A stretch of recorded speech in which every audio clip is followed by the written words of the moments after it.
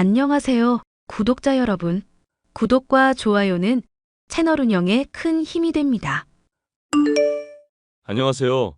저는 청주에서 직장 생활하다 2년 전 두 아들 그리고 노모와 함께 김포로 이사온 56살 남성입니다.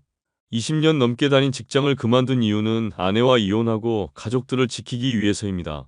제 아내는 사치를 부리기 좋아하는 스타일이었고 전업주부로 제가 벌어온 돈으로 생활하고 있었어요.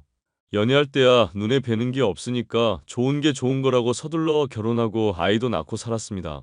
하지만 시간이 지나면 지날수록 아내는 가정을 지키기보다는 밖으로 나돌았고 결국 파국을 맞이하고 말았죠. 두 아들에게도 마찬가지였습니다. 항상 공부 많이 해서 좋은 대학 가서 자신을 호강시켜야 한다며 갈고대기 일쑤였죠. 말 그대로 내가 성공해서 노력해서 얻는 보상보다는 남에게 의지하는 성격이 강했습니다. 오늘 여러분께 제 이혼 이야기를 좀 하려고 해요. 지루하게 들리실진 몰라도 큰 마음 먹고 넋두리 한번 해보겠습니다. 공감되시면 응원의 댓글과 좋아요 부탁드릴게요. 지환, 지혁이, 이번에 중간고사 성적표 나온 거 사진 보내봐. 엄마 굳이 그래야 해요? 지난번 기말고사 성적 떨어졌잖아. 이번에 올랐는지 확인해봐야지. 학원도 다니는데 그 값을 하는지 엄마가 두 눈으로 확인해봐야겠어. 얼른 사진 올려. 그냥 좀 믿고 기다리면 안 돼요? 어떻게 매번 이렇게 스트레스를 주세요? 잔말 말고 올리라니까? 그래도 지난번보다는 올랐구나. 그래도 아직 더 해야 해. 이 성적으로 인 서울 하겠어? 여보, 그만 좀 하지 그래. 애들 시험 보느라 고생했는데 맛있는 것 좀 먹이고 그러지. 지환이 지혁이 고생했다. 아빠, 오늘 나 데리러 오면 안 돼요? 오늘 학원 보강 수업 때문에 늦게 끝나는데 형이랑 비슷하니까 같이 데려가요. 그러지 뭐. 어차피 아빠도 오늘 야근이라서. 예니가 뭘 잘했다고 맛있는 걸 먹여요. 그나저나 마침 잘 됐네. 나 오늘 동창 모임 있으니까 셋이서 알아서 먹어요. 늦으니까 먼저 자고. 너네 그리고 용돈 금지야. 다음 주에 수학여행도 가는데 엄마 정말 너무한 거 아니에요? 모든 건 대가가 따르는 법이야. 시험 못 본 만큼 용돈 차감하고 줄 거니까 그렇게 알아. 정말 너무해요, 엄마. 그렇게 공부가 하고 싶으면 엄마가 직접 하세요. 왜 엄마가 원하는 대로 해줘야 해? 나 이대로는 못 살아요. 나 다음 주부터 할머니 집에서 살 거야. 집 나가면 개고생이야. 네가 직접 느껴봐야 아니까 그러든지 말든지 알아서 해. 나야 밥 안 하고 좋지 뭐. 형, 나도 같이 갈래. 엄마, 그 말 후회하지 마요. 당신 애들한테 너무한 거 아니야? 뭐가 너무해? 자업자득인 거지 뭐. 그러니까 공부를 왜 안 해? 학원 보내주지, 용돈 주지. 집에서 밥 주지, 재워주지. 뭐가 부족해? 그래도 당신이 엄만데 애들이 의지할 곳이 있어야지. 너무 야박하게 굴잖아. 애들이 무슨 잘못이 있다고. 이게 다 인스턴트 먹고 안 좋은 거 보고 자라서 그래. 그러니까 누가 밖에서 자꾸 햄버거 같은 거 먹이고 그래? 아무튼 내 탓 아니야. 어휴, 당신도 정말. 저희 집은 아내와 아들들의 크고 작은 트러블로 바람잘 날 없었습니다. 아내와 싸워 기분이 상한 아이들을 달래주는 건 항상 제 몫이었어요. 두 아들은 당분간 노모와 지내겠다며 정말로 짐을 싸들고는 제 고향 집으로 갔습니다. 저희 집은 청주 외곽에서 큰 사과 농장을 했는데 규모가 상당했고 분홍으로 불리는 집안이었습니다.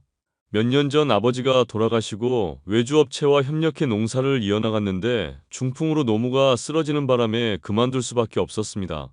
다행히 병원에서 재활치료하며 꾸준히 진료받은 덕에 다리를 조금 절긴 하지만 상태가 눈에 띄게 좋아지셨어요. 계속해서 병원도 다녀야 하고 꾸준한 재활치료가 필요했는데 한 달에 한 번 서울로 진료를 보러 가야 했습니다. 제가 매번 모시고 가기 어려워 아내에게 부탁을 몇 번 했으나 늘 볼 일이 있다는 이유로 거절했고요. 결국 어머니 혼자 생활하기 어려운 면이 있어 아내에게 합가 의사를 물어볼 수밖에 없었습니다. 매번 집에 왔다 갔다 서울에 왔다 갔다 하나부터 열까지 다 일이었거든요. 저희 집 근처만 해도 재활치료며 병원도 근접한 거리라 그나마 여건이 괜찮았습니다.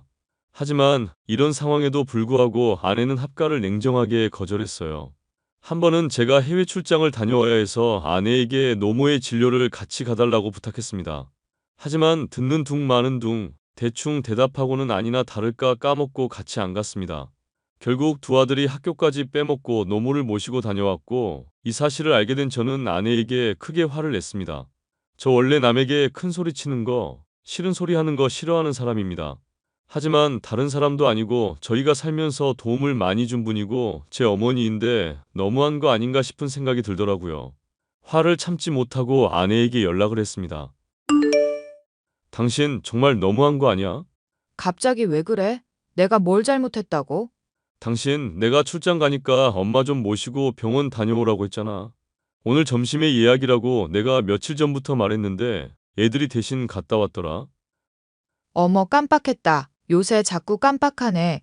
근데 나 지금 부산으로 동창 모임 왔는데? 아휴, 그놈의 모임. 당신 휴대폰은 왜 꺼져 있는 거야? 하도 연락이 안 되니까 엄마가 애들한테 연락했대. 그래서 조퇴하고 다녀왔다더라. 도대체 정신이 있는 거야, 없는 거야? 거참, 되게 뭐라 하네? 애들이 모시고 갔다 왔으면 해결된 거 아니야? 이렇게까지 화낼 일인가? 생각을 해봐, 이 사람아. 장모님한테 내가 이런 행동했으면 당신은 가만히 있을 수 있어? 당연히 화가 나지 안 나냐고. 갑자기 왜 우리 엄마까지 끌어들여? 까먹을 수도 있는 거지. 당신이야말로 너무한 거 아니야? 당신이랑 이야기하면 벽이랑 이야기하는 것 같아. 아무리 그래도 이건 아니지. 미안하다고 해야 하는 거 아니야.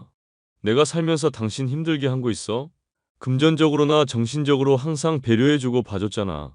지금 힘들게 하네. 나 친구들이랑 스트레스 풀고 제주도 들렸다가 내일 모레나 들어갈 거야. 여행 방해하지 마. 기분 나쁘니까. 이봐, 여보. 얘들아, 집에는 안 올 거니?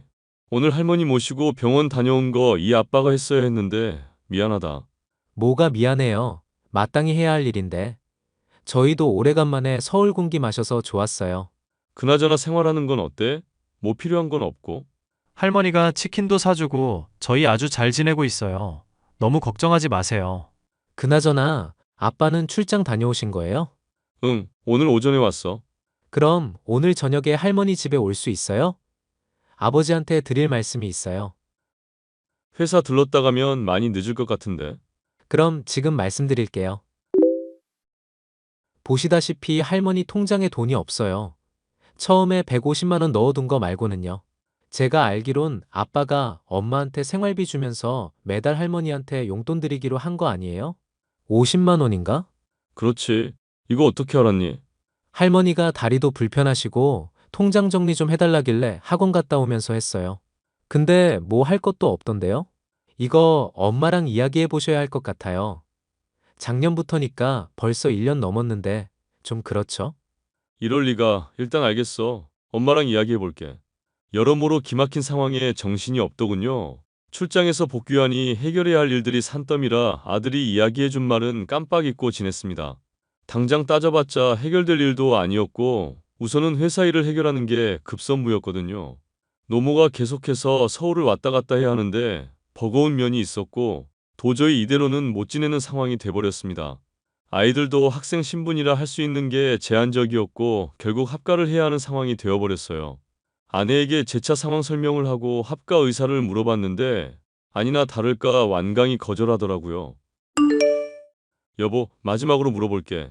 엄마가 몸이 안 좋아서 그런데 합가하는 거 어떻게 생각해? 내가 미쳤어?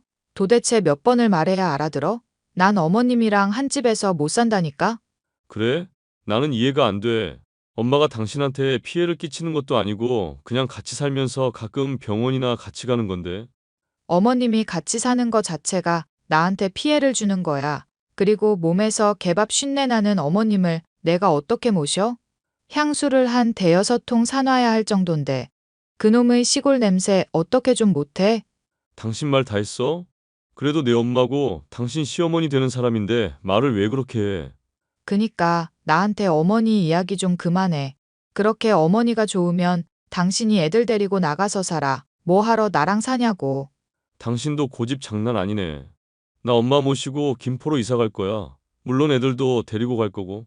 거기가 엄마 병원도 그렇고 애들 교육적으로 좋은 지역이라. 당신은 같이 안 가는 걸로 알게. 오케이, 그럼 우리 별거 하는 거네? 가끔씩 심심하면 보자고. 원래 나이 들면 각자 알아서 사는 게 유행이라잖아. 그래, 알겠어. 결국 아내와 별거하기로 하고 이사를 해야 하는 상황이 되었습니다. 정말 마음이 불편하고 답답하기도 하고 짜증도 나더라고요. 그런데 이사를 준비하면서 집값이 만만치 않다는 사실을 알게 되었고 이를 안 넘어가 과수원 땅을 정리하려고 했는데 갑자기 관광부지가 들어서면서 50억이 넘는 보상금을 받게 되었습니다. 일단 아내에게 보상금 이야기는 하지 않고 별거하면서 한 달에 한 번 정도는 내려오겠다고 했습니다. 아내는 오히려 홀가분하다며 한 달에 한두 번 정도 만나자고 이야기하고는 서로 자유로워지자고 하더라고요. 복잡한 심경의 생각 정리를 하는데 어머니한테 전화가 왔습니다. 예, 내가 가만히 생각해 봤는데 보상금 받은 거 있잖니? 그거 너한테 다 줄까 해. 엄마, 그게 무슨 말이에요? 왜 날 다 주냐고. 그냥 갖고 계세요. 곧 죽을 사람이 그 많은 돈을 갖고 있으면서 뭐에다 쓴다니? 너 살면서 애들 대학 보내고 장가 보내고 하려면 가지고 있어야 한다. 그리고 너랑 같이 살면서 신세 지는데 당연히 줘야지. 엄마, 신세라니요? 그런 말씀 마세요. 못난 모습만 보여드리는데. 이참에 김포인지 거기에 집 사자. 이리저리 떠돌아다니지 말고 그냥 우리 집 사서 살자고. 내가 대충 옆집 할머니한테 물어보니까 전원주택인지 그거 있다더라. 마당도 있고 괜찮다더라고. 그쪽으로 한번 알아봐. 알겠어요. 거기도 15억 이상은 될 텐데. 아무렴 어떠냐. 내 아들이랑 토끼 같은 손주들이랑 잘 먹고 잘 사는 일만 남았는데 그깟 집이 대수야. 엄마, 김포 가면 병원에 무리 없이 다닐 수 있어요. 건강하게 오래오래 우리랑 살아요. 이 늙은 것이랑 평생 살아서 뭐하게. 때 되면 요양원에 보내주고 너희끼리 알아서 잘 살아라. 엄마, 정말 왜 그래요? 애들 앞에서 그런 소리 하면 나 정말 엄마 안 볼 거야. 어이구야 알겠다. 저는 노모의 말씀대로 김포에 위치한 한 동네에 전원주택을 구매했습니다. 보통은 땅을 사서 집을 짓고 들어가지만 아예 전원주택 단지로 구성이 되어 있더라고요. 정신없이 이사 준비를 하는 와중에도 아내는 동창들과 해외여행까지 계획하는 여유로운 태도를 보였습니다. 누구 속은 까맣게 타들어가는데 말이죠. 저는 결국 여행 가면 이혼이라는 말까지 했는데 아내는 제 말을 가볍게 무시하고 홀린 듯 해외여행을 가버렸습니다. 이삿짐 센터와 계약하고 짐을 꾸려 김포로 이주했습니다. 식탁 위에는 이혼 서류를 놓아둔 채 말이죠. 아니나 다를까 열흘 정도의 시간이 흐른 뒤 이혼 서류를 발견한 아내가 연락을 해오더라고요. 여보, 집이 왜 이 모양이야? 이사 간다더니 벌써 간 거야? 말했잖아. 엄마랑 애들 데리고 김포로 이사할 거라고. 아니, 이렇게 빨리 간다고? 책상에 둔 이혼 서류 봤지? 내가 오래 생각한 건데 당신이랑 나 평생 같이 못 살 것 같아. 그러니까 이참에 갈라서자. 누구 마음대로? 내가 뭘 그렇게 잘못했어? 아이들 엄마로서도 아내로서도 며느리로서도 당신은 빵점이야. 뭐? 빵점? 이 사람이 말 다 했나? 당신 이렇게 나올 거야? 갑자기 이혼하자고 하면 어떻게 해? 갑자기 아니야. 그동안 살면서 당신 보면서 결심 굳혔어. 나도 당신이랑 더 이상 뭘 해볼 자신도 안 생기고 답답하고 그냥 서로 없는 게 나은 것 같아. 그러니까 이혼하자. 아니, 미친. 그러니까 누구 맘대로 하냐고. 어디서 욕이야? 내가 당신한테 많은 거 바랬어. 엄마 모시고 사는 거 당연히 미안하게 생각하지. 다른 누가 생각해도 힘든 일이니까. 근데 아무리 그래도 내 엄마고 당신 시어머니고 애들 할머니인데 그렇게 매몰차? 나한테 부탁을 하지 말아야지. 내가 들어줄 거라 생각했어? 대가 없이 노인네 뒤치다꺼리 했어야 했냐고. 당신이 뭘 모르는데 엄마가 당신한테 했던 말이 있어. 엄마가 같이 살면 당신한테 월 1,000만 원 준다고 그랬거든. 뭐? 그걸 왜 이제 말해? 내가 말할 기회를 당신이 가로막았잖아. 무슨 말이라도 하려고 하면 못하게 한 게 누군데 그래? 그리고 이미 끝난 사이인데 뭐 어쩔 건데? 소송해서 받아내기라도 하게? 그리고 내가 매달 엄마한테 드리라고 한 50만 원 그거 어디로 빼돌렸어? 그럼 당연히 내 지분도 있는 거 아니야? 내가 당신들 먹여주고 재워주고 입혀준 거 그거 다 내 노력이잖아. 그리고 그 돈은 내가 썼다. 내가 살림하면서 당신이랑 애들 뼈 빠지게 뒷바라지한 고생값이라 생각하고 썼어. 노력? 그래, 인정해 줄게. 근데 적어도 당연하다는 그 생각은 버려라. 잔말 말고 서류에 사인이나 해. 아니, 내가 김포로 갈게. 만나서 이야기하자. 이렇게 말하는 건 좀 아니지. 내 얼굴 좀 보고 이야기해. 당신 얼굴 보면 토 쏠릴 것 같아. 그동안 내 인생에서 당신이라는 여자를 지워버렸으면 해. 그러니 더 이상 보지 말고 서로 아는 척하지 말자. 여보, 그 연락 뒤로 어떻게 알았는지 이사 온 집으로 매일같이 찾아와 잘못했다고 빌더군요. 하지만 저와 아이들, 그리고 노모는 매몰차게 대했습니다. 두 아들도 엄마라면 치가 떨린다고 앞으로 보고 살지 않을 거라 했고, 이혼해도 저와 살 거라고 하더군요. 얼마나 아이들에게 상처를 줬으면 한치의 망설임도 없이 저럴까요? 아내는 위자료라도 거하게 받아야겠다고 보상금 일부 자신 거 아니냐며 소송 걸었습니다. 당연히 되지도 않는 이유여서 소송은 저희에게 유리했고, 위자료는커녕 한 푼도 못 받는 신세가 되었죠. 결혼 생활하면서 사치만 부렸지 제대로 살림한 거 하나 없고, 아이들이 엄마는 이름만 엄마였고 역할을 제대로 하지 못했다고 증언해서 정말 비참한 결과를 초래했습니다.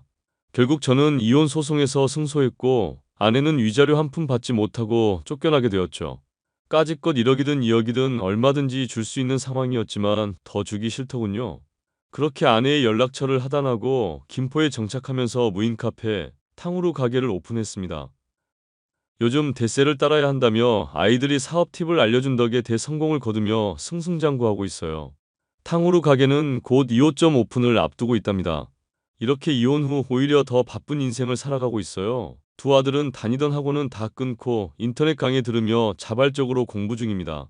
오히려 아내와 같이 지낼 때보다 성적도 더 잘 나오고 여러 학원에서 스카우트제에 비슷하게 오더라고요. 노모는 병원에 셔틀버스가 있어서 아주 편하게 잘 다니고 계시고요. 예전보다 컨디션도 더 좋아지셔서 마당에 작은 텃밭도 가꾸며 지내십니다.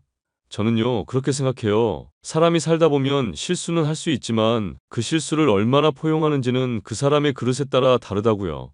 세상에 같이 살아가는 60억 명이 넘는 인구 중에 마음 맞는 사람이 몇이나 있겠냐마는 이제는 그런 거 안 따지고 제 주관에 맞춰 살아가려고요. 여러분도 일일이 주변의 환경에 신경 쓰지 마시고 자기 주관대로 사세요. 마음 편하게. 제 사연은 여기까지입니다. 들어주셔서 감사합니다.